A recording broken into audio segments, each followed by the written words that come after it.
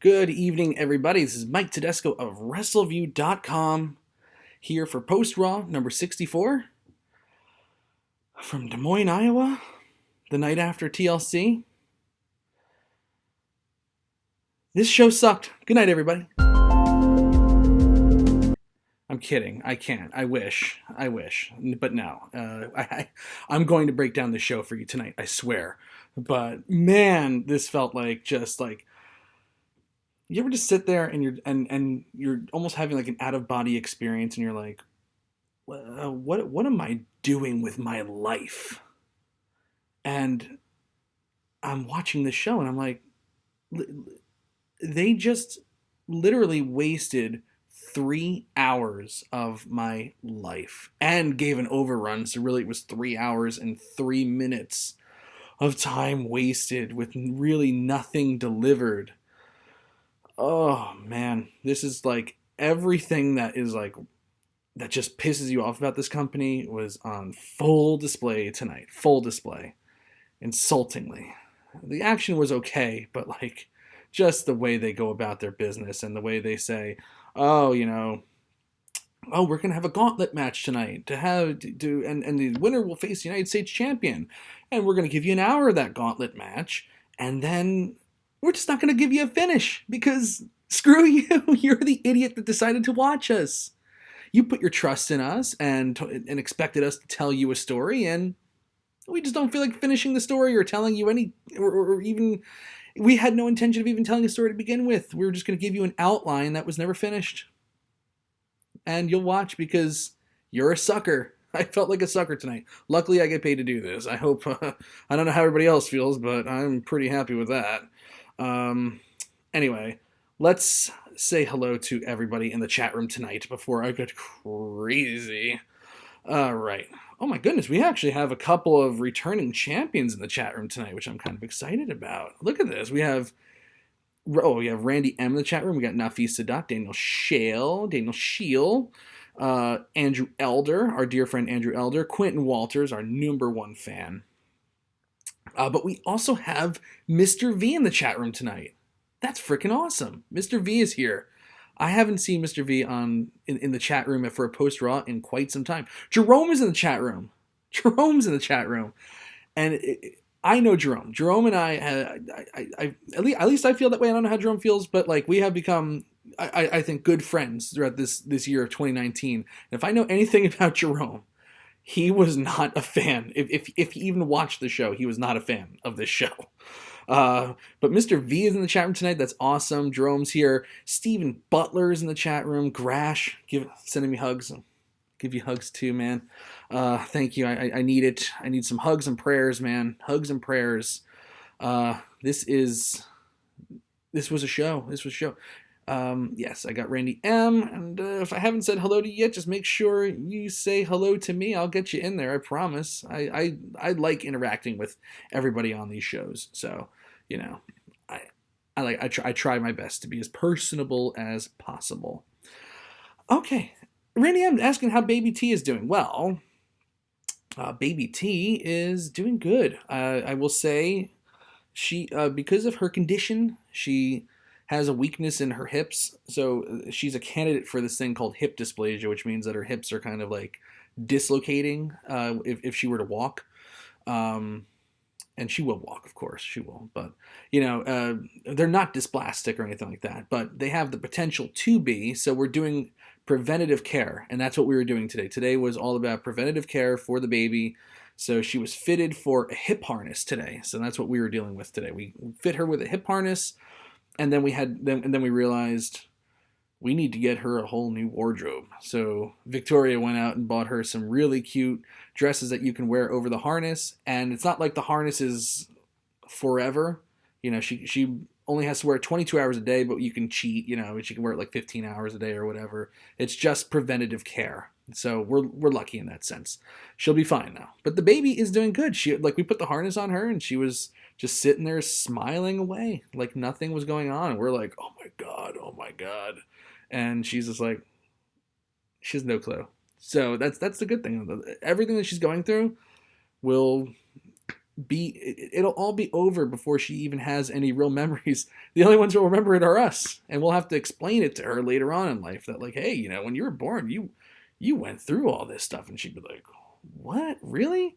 It's kind of like me. Like, I had a birthmark removed off my back, and I do remember it a little bit, but my parents obviously remember me going for the operation to remove this like big birthmark off my back, better than I do. And the stress that you feel as a parent, you remember that way better than the children actually do. So it's pretty something. Everybody's praying for the princess. Thank you. And she's doing good. All the prayers are working. I assure you they are all working. And thank you all for your kind thoughts and for asking about her. It's really not even her I'm concerned about. It's me I'm concerned about tonight after watching all this stuff. So I'm looking at some tweets that people sent me. People actually, and I agree with this. I'll talk about Seth Rollins. Like, they did the follow-up to the Seth Rollins heel turn tonight, which was not bad. Somebody goes, it's a majestic improvement over cringe babyface Rollins. I can't disagree with that. Rest of the show is meh. A lot of segments are unwatchable. Orton styles didn't click for me. And somebody just sent me a series of hashtag thank God for Wednesdays, hashtag thank God for AEW, hashtag thank God for WWE NXT. I can't agree with that more. I cannot agree with that more. Honestly, like, I just started recapping NXT like in August because I was going to recap the TakeOver show. And I was just like, you know what? I'm going to recap the TakeOver show. Let me just recap a show or two just so I can kind of like know what the heck is going on. And I really never watched NXT. And then I was like, you know what? I'll recap the next week's show, then the next week. And then they got picked up by USA. And then I was like, oh, well, now we're definitely going to need coverage on the website since it's on TV and, more people will be interested in it. NXT and AEW. And I'm not gonna lie, like, there's so much wrestling every week that I can't watch AEW every week, but I do my best to try and watch it when I can. And every time I watch it, it's a joy to watch. Even the problems they have, it's just like it's problems that you're like, oh yeah, like they have to fix audio issues, they have to fix this and that, but there's really no issues there. Like, those Wednesday nights are really just kind of keeping me afloat as a wrestling fan. Seriously, it's just so much fun just to kind of watch wrestling in like these intimate settings and people that really enjoy and what they're watching. Like these crowds that go to these Raws and SmackDowns are just. They're so conditioned to like this one way of wrestling, and it's just not clicking anymore. It seems like like if you look at crowds from even a few years ago compared to what they are now, it's like night and day. It's really scary. And CJ Bowman's in the chat today, so hello to CJ. Thank you for joining us, sir.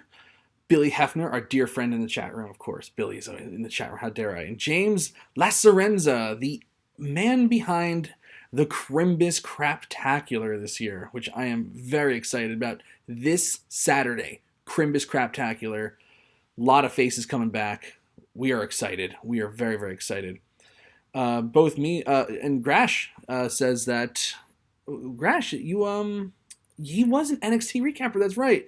Him and V did it for Wrestleview. Anyone else? I'm trying to think. Somebody else did do NXT for a little while.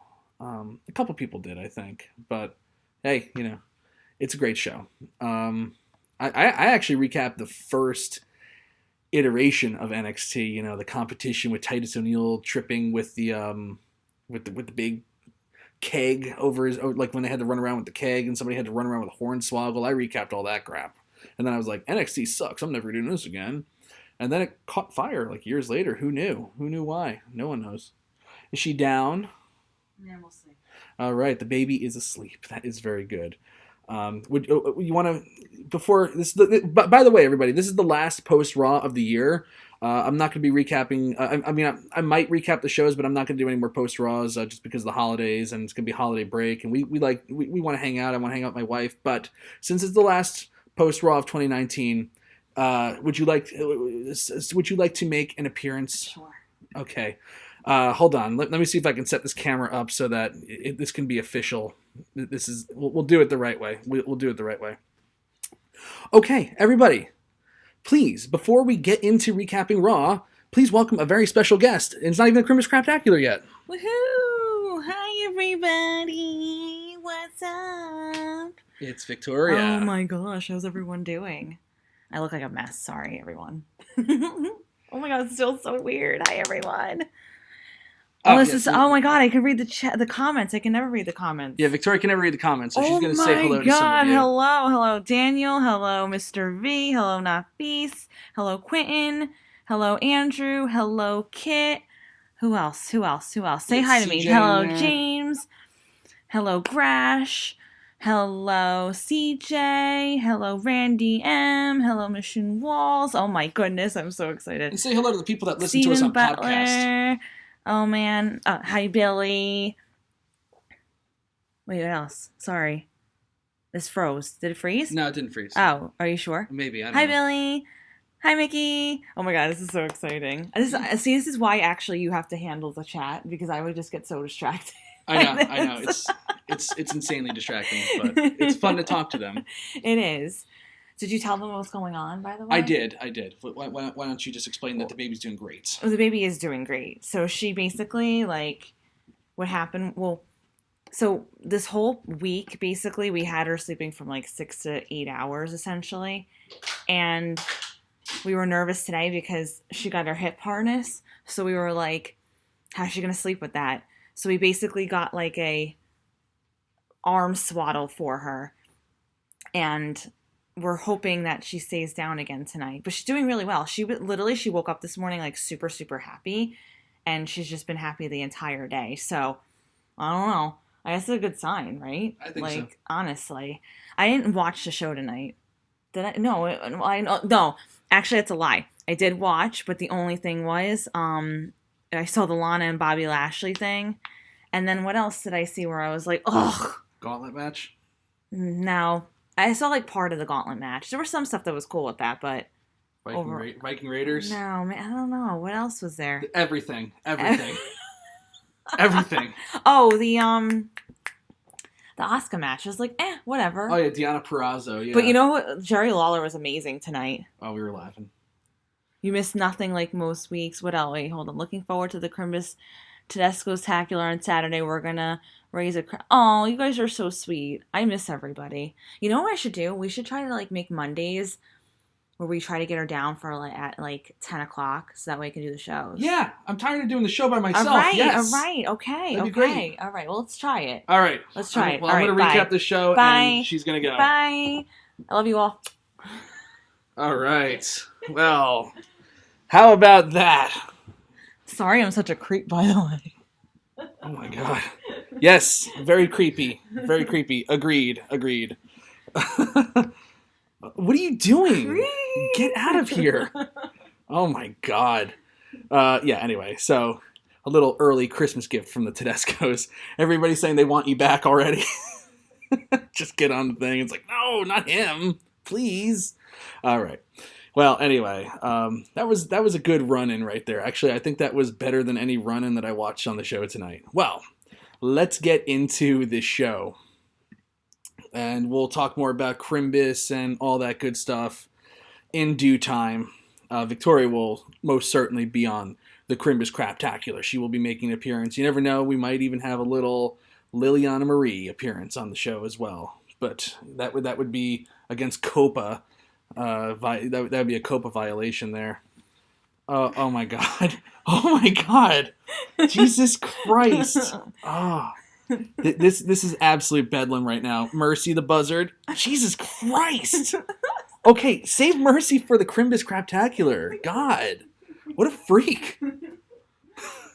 Are you kidding me? No. Jesus. Okay, this show is officially friggin' totally off the rails. 13 minutes. I haven't even talked about goddamn Raw yet. All right. This is a terrible show. I'm sorry. Whatever. I'm kidding. It's not. This is the best show that we've ever done. Let's get into this episode of Raw because so much happened, and it needs to be talked about. Well, let's talk about the actual stuff that happened. That has any type of newsworthy appearance to it, which would be uh, Seth Rollins and the AOP coming out. They kick off the show.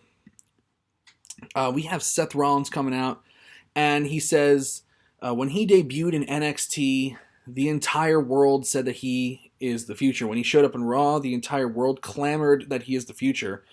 Well, actually, when he showed up on Raw with the Shield, I think everybody in the world thought initially, like, well, Dean Ambrose is the one who was doing all the talking for the group. And it was like, well, Dean Ambrose is going to be the big superstar from this group. Then it emerged that, well, it's going to be Roman Reigns is going to be like the big guy that emerges from this. And then slowly but surely, Seth Rollins did emerge from that. But when he first showed up, I do not think the entire world was saying, that guy's the future. That guy's the future. I do not think so. And they said that all the way up to this year when he did the unthinkable twice in beating Brock Lesnar, everyone said he is the future. And that's just not one or two people, fans, critics, management, ownership, everyone was saying it. Then all of a sudden, the mood changed and people started to question his leadership. And being a leader isn't about being cool or popular, it's about making decisions for the sake of progress. And if that's not like everything that's wrong with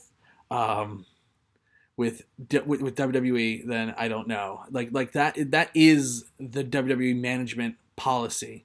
We didn't need scripted promos. We didn't need a writing team of 40 guys coming up with crap. But they did it because for the sake of progress.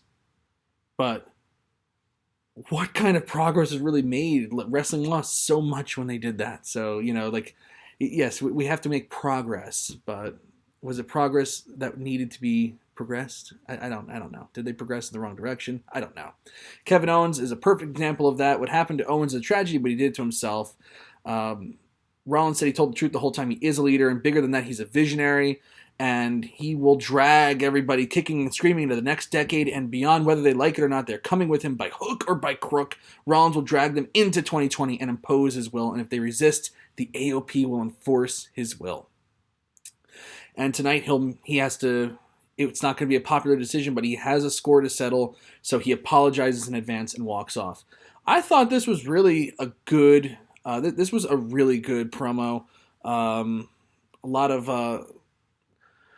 fun, kind of like Rollins trying to find his way in this new character, and it's like, I tried to be the leader, I tried to get everybody around and this and that. It's so weird to me. As I was watching this, I was like, you gotta be kidding me.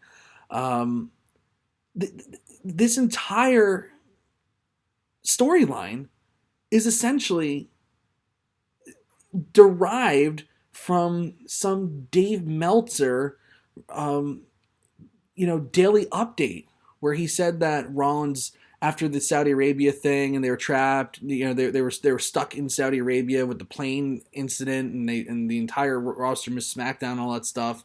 That they had a production meeting, and all the crew was around the ring, and Vince was talking, and then Seth Rollins got up and made a rah speech, which Rollins denied, and I believe Meltzer did back off and apologize for that, but they actually started. They actually did a storyline where the roster was assembled around the ring, and he was trying to make a speech, and they turned on him, and this and that. And now it's like this entire thing was born out of a stupid Dave Meltzer thing. It's like so weird to me. I'm like, this is like the weirdest thing.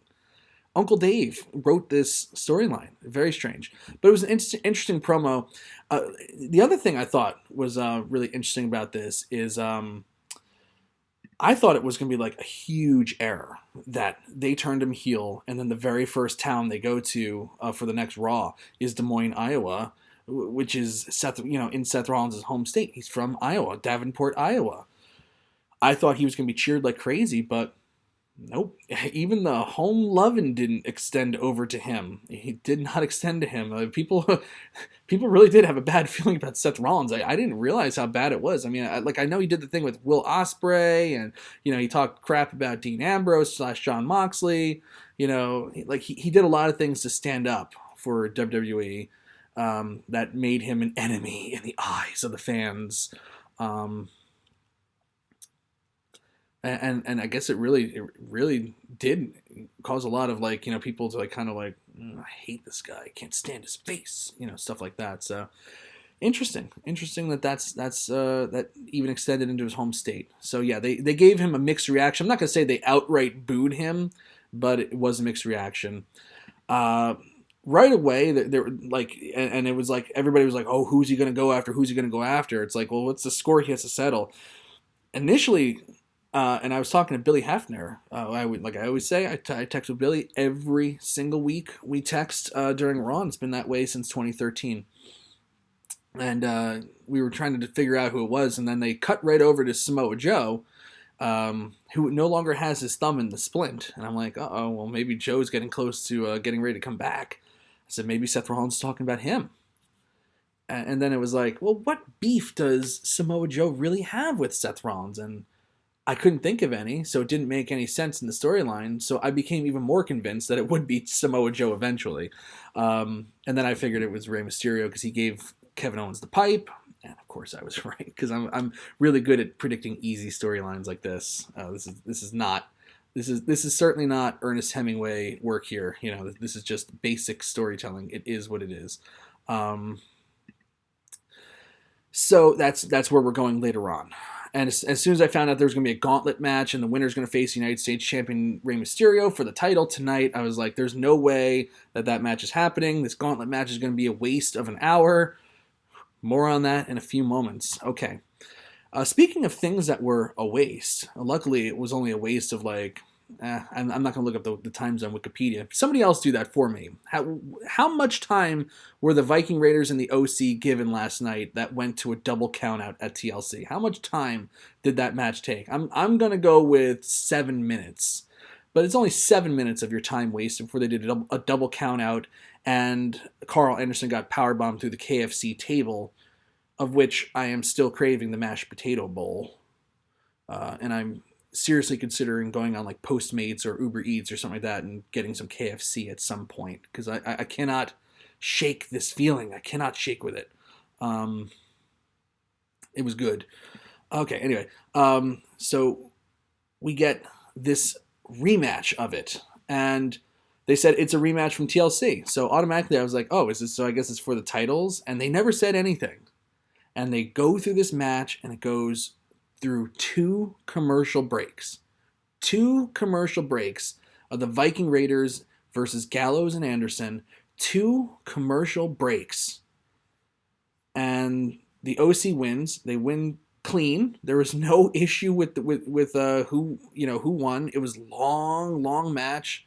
And when the OC won, Samoa Joe exclaimed, "Oh, they're the new champions!" And then he's like, and then they're like, no. Because they didn't tell you. They didn't tell the damn story. 8 minutes and 30 seconds on the nose for last night. Well, that's about the right amount of time for Viking Raiders versus OC.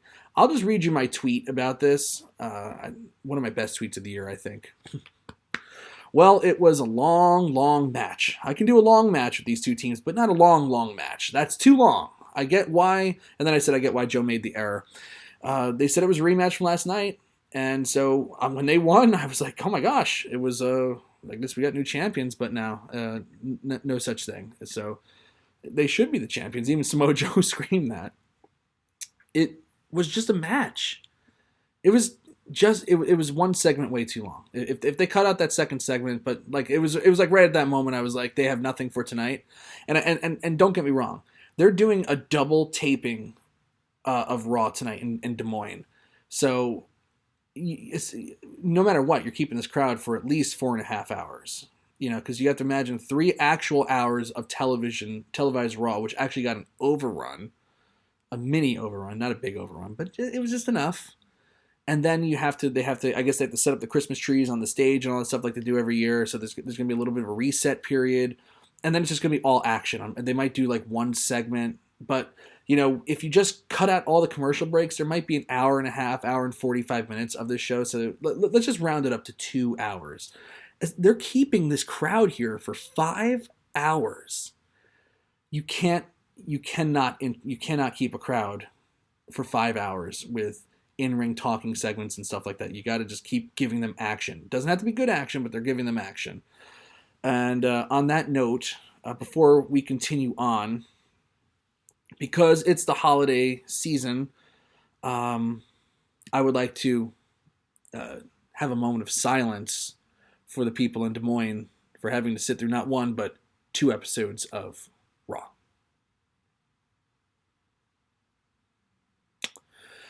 Rest in peace, all 3,000 that went out to that show. No, James says WrestleMania is in Des Moines, Iowa.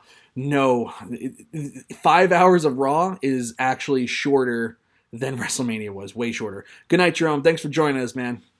We got Mickey in the chat room, too. Mickey's here tonight. Excellent. Thank you, everybody, for joining me tonight. It's pretty good for a random December Raw. I'm pretty happy about it. Yeah, tough for them. Okay, we got Erick Rowan versus Dante Lyon. Just a squash match. Erick Rowan killed him, and that was it. I thought they were going to have this guy go after the cage again, especially when he crawled under the ring and started approaching the cage. I was like, oh my god, they're going for this, but he didn't do it. Erick Rowan just killed him, and that was the end of that. I'm embarrassed to say I am really, really fascinated by what is in that damn cage now. I am just like, I'm like really obsessed with what is in this cage. I want to know. I know whatever it is, it's going to be a huge disappointment, but yeah, I really want to know. And I got to say, another thing I'm embarrassed to say, I am really enjoying Erick Rowan squash matches right now. It's really weird. Last week's squash match was, honestly, and I'm not kidding, I said it last week, and I had a week to think about all this stuff, and I still mean it. One of the best squash matches that I've ever seen. One of the most entertaining squash matches that I've ever seen in WWE. Erick Rowan versus that guy that didn't even get a name last week, where he runs off the cage. It was hilarious. Absolutely hilarious. This one wasn't as good, but it was still fun. How about that? What do you think's in the cage? I don't know. It's some people are saying it's a human. People are saying it's Luke Harper's head. Oh, Nafisa Dot. Obvi, it's Hornswoggle. Kit Dyson thinks it's the baby gobbledygooker. I like that. Man, that's pretty good. That's pretty good. I like those. Those suggestions are probably better than anything that they're going to actually put in that cage. I would even take like Luke Harper's head, like Bray Wyatt has his head on the lantern for the when he makes his entrance as the Fiend. I would take that over probably what they're going to give. Anyway, getting back to the show, Bobby Lashley and Lana make their way to the ring. The less said about this, the better. I don't have it in me anymore to even try to review it. I don't have anything left in me to quantify how bad this is. But they are seeing this. I will say this. I actually did chuckle when she presented the engagement ring and gave it to him and said that I want you to ask me to marry you. And then he says, I don't like being told to do except by you. He asks her to get married to him. She jumps up and down and says, hey, it's just exactly like we rehearsed. And he puts the ring on her finger. We're going to get a wrestling wedding one more time. They do this every few years. It seems like a wrestling wedding comes out. And for the most part, it does pop a rating. It will pop a rating. So believe it or not, in 2020, if they decide to do this in 2020 and don't decide to do it on the last Raw of the year, this could be one of the highest rated segments for Raw of the entire 2020, which is interesting, which is like so weird to me. Very, very weird. And it's like you're just gonna be sitting around waiting for Rusev, but if it's done right, they have the opportunity to change people's minds, and it'll just be remembered for the wedding segment. And if the wedding segment is good, they can trick people 10 years from now into thinking that this was a great storyline. That's how the machine works. That's how the propaganda machine works. if they have one good segment that is like one of those ones that just stands the test of time. It's so outrageous, so absurd, so stupid that people remember it, and it's good, and they show it in highlights, and like, oh, the top 10 crazy WWE weddings of all time, and people look at that and they're like, oh yeah, I remember that. That wasn't that bad. Because that segment was good, and that's all I remember from it, so it had to be a good storyline. That's what's going to happen here. You just watch. If they can write a halfway competent wedding angle these days, we shall see. Rusev crashes the wedding while riding inside a tank. Oh my god! If that happens, if what Mr. V just said comes to fruition, that's the one that's going to make it memorable forever. If Rusev comes out in the damn tank. And I know that people don't like me talking about Rusev and Lana because I just noticed a few people dropped off from the stream, but that's okay. It has to be talked about. It has to be done. That would be epic if Rusev came out in the tank to ruin this wedding. That would be amazing. Mr. V, he still got it. He still got it. Okay, now we go to our Gauntlet match, which lasted an hour.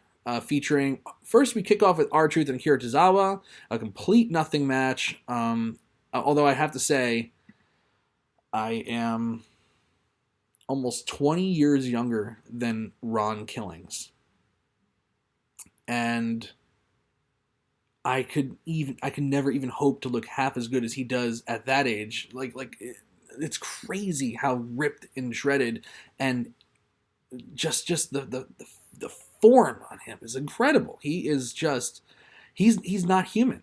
He's someone in their late 40s shouldn't be looking that ripped and shredded. And my God, he looks better than half the guys in the roster. It's insane. And he gets it. He really gets like his role, his comedy role. When he came out and he was like, I'm going to win this gauntlet match, and I'm going to win the United States title, and I'm going to be the first ever United States, apostrophe, not slash, apostrophe, 24/7, 48/7, European television, I-95 East champion. It was hilarious. And then he goes, and I'm going to take both titles to WrestleMania, and he points at the WrestleMania sign, which is not put up yet, and he is smiling and standing there pointing, and then he looks over and he's like, where's the WrestleMania sign? This guy, he gets it.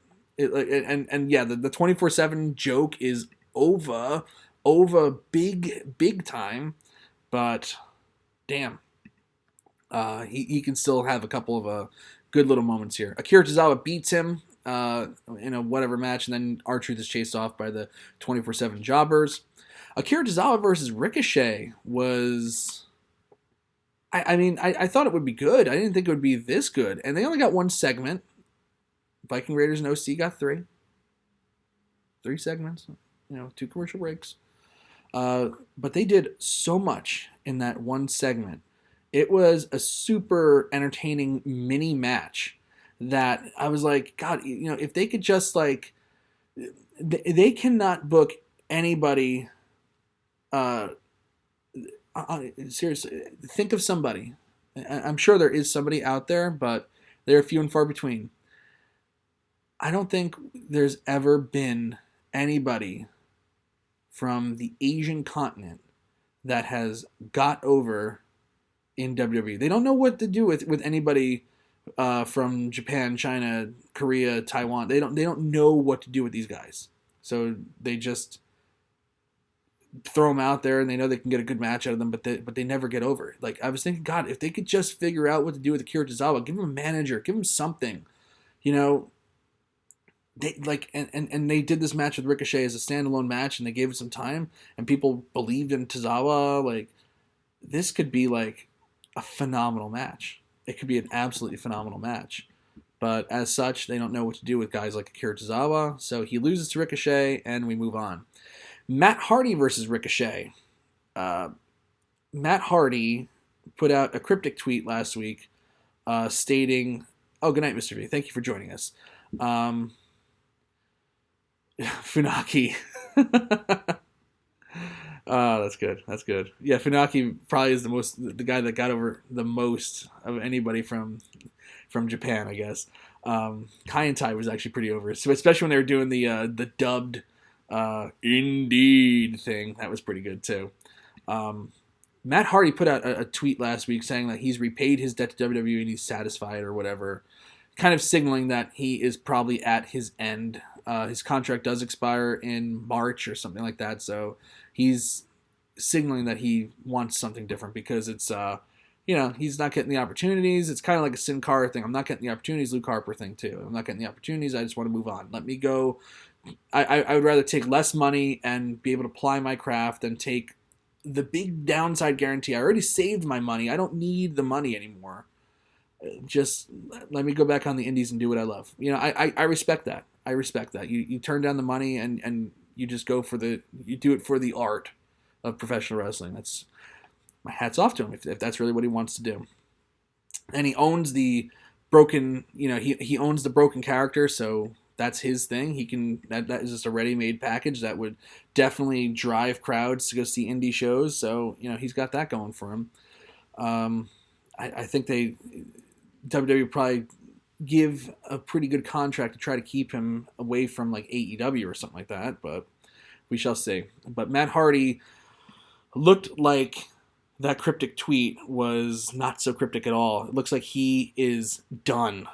He looked completely like he was phoning it in tonight. Like he had no interest in being in the ring tonight. That's just how it came off to me. They were doing he still did all of his stuff. He hit all of his spots. But there was like one spot. There was actually a pretty good spot. Ricochet comes off the ropes with the springboard and Hardy counters into a side effect and Ricochet kicks out. No expression from Hardy, just gets up and just keep going. Just keep going. Not like, no frustration, none of that. No close-ups of his face or anything like that. He's just doing his thing. And that was it. And then they had the weirdest finish ever. Ricochet rolled him up. The referee counted to 3. And then they just sat around. Everybody was just sitting around looking at each other like, what? And the announcers were confused. I was thinking like, oh, I guess the referee counted and Hardy wasn't listening and he got counted down. And they, the referees are taught that, if there's a situation like that, you got to call it as a shoot. And if he doesn't kick out, he doesn't kick out and the match is over. It just felt weird. They were just sitting around, just doing absolutely nothing. So that just ended with a whimper, and then Hardy just walks to the back. After that, it's Humberto Carrillo, and I thought the Ricochet Akira Tozawa match was really good. Humberto Carrillo versus Ricochet was even better. And I was like, man, Humberto Carrillo's, he's had a couple of really good showings in a row, and now it's like, oh yeah, we remember how to get people over. We have them string together a whole bunch of wins, and then people get behind them. That's how it works. Not like, oh, you face Seth Rollins and lose, and then you face AJ Styles and lose, and then you face AJ Styles again and lose, and then you get crushed by the OC, and then you get a Pyrrhic victory over Carl Anderson, and then you lose again, and you just keep losing, and people are going to get behind you. That's not how it works. They did that to Daniel Bryan, but it's just because people wanted to be behind him. If they gave Daniel Bryan that kind of push seriously, he would never get over. He would never get over. He got over in spite of that push, and that's the thing that they don't understand. When they try to push new superstars that they want to be face, they try to give them like the Daniel Bryan treatment, and that was an anomaly. That's not how it works. So now Carrillo's starting to string together some wins and is being given more time to actually work in the ring, and he's definitely getting a better reaction, that's for sure. This was a great match, and this will go a long way to kind of getting him over. So he pins Ricochet in really, really, really a great match. It went through a commercial break. They were given some time. Very, very good. And then Andrade attacks him from behind. Zelina Vega was actually out there watching the entire time. Andrade attacks him from behind, drags him outside the ring, and gives him the hammerlock DDT on exposed concrete, which was nasty. It was crazy.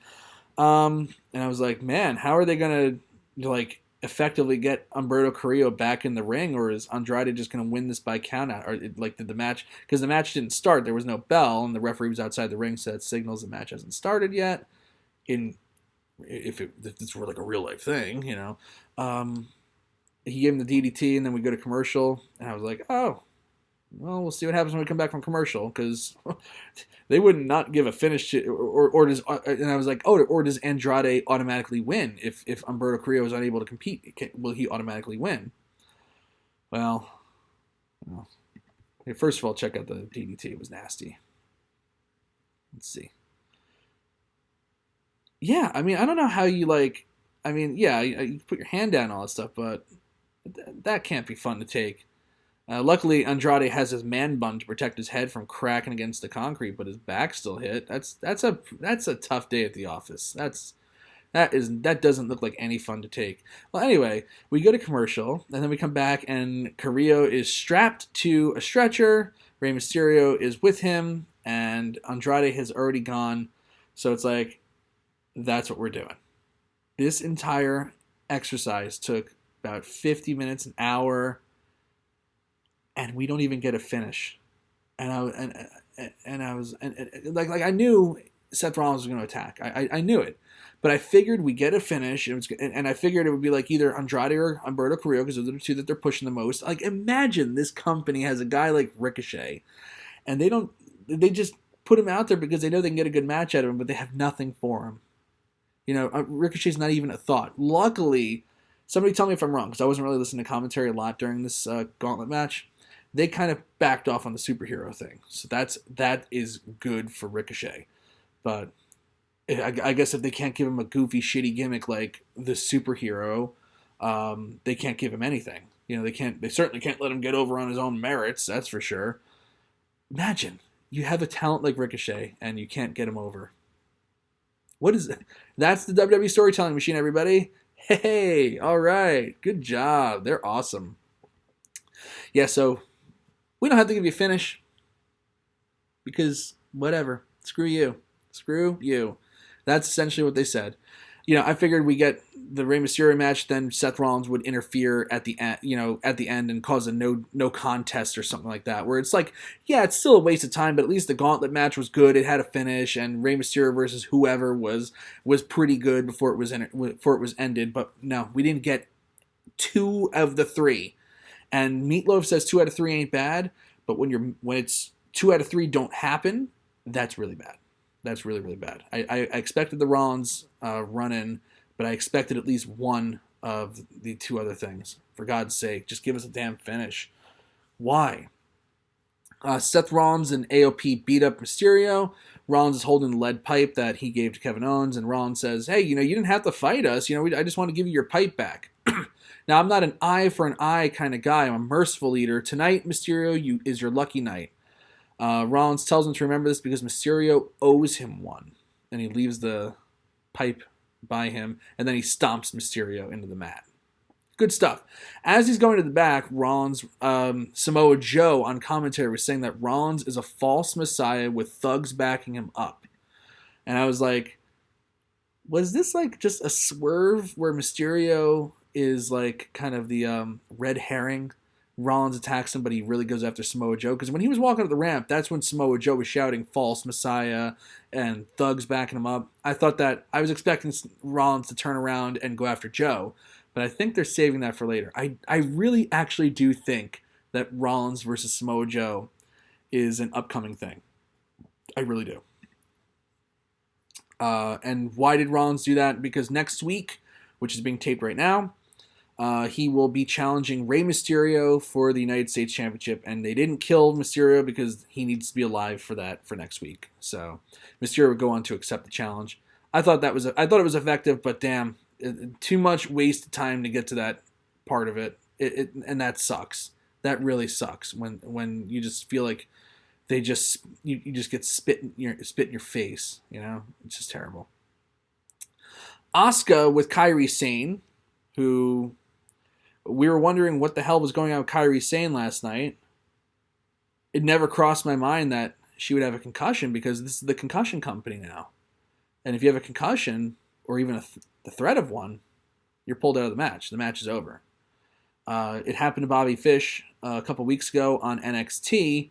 Him and Kyle O'Reilly were going to be defending against, I think it was Keith Lee and Dominik Dijakovic.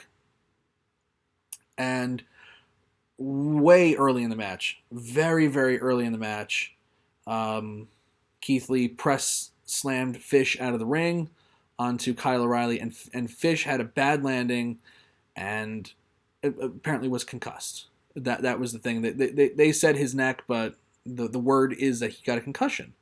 So they went to commercial, and when they came back, Roderick Strong is in there in his shoes and his black pants because he was not dressed to compete. So this is a shoot, and he took over for Fish, and Fish was taken to the back. That's the right thing to do. And you can do that. You have the option to do that in a tag match. Just send somebody else out there, or, you figure it out. But it never crossed my mind that Kairi Sane was concussed. Never. Because they would have pulled her out. What's the point? It's a tag match. I get it. It's the main event, it's TLC, but, that match went way too long, number one. I think Doug said it was like 25, 26 minutes or something stupid like that. It's like, if you have somebody who's concussed, just cut the time down. Whatever spot Kairi Sane was supposed to do, don't do that. Just pull her out of the match and just do all the Asuka stuff and improvise and figure it out. Instead, from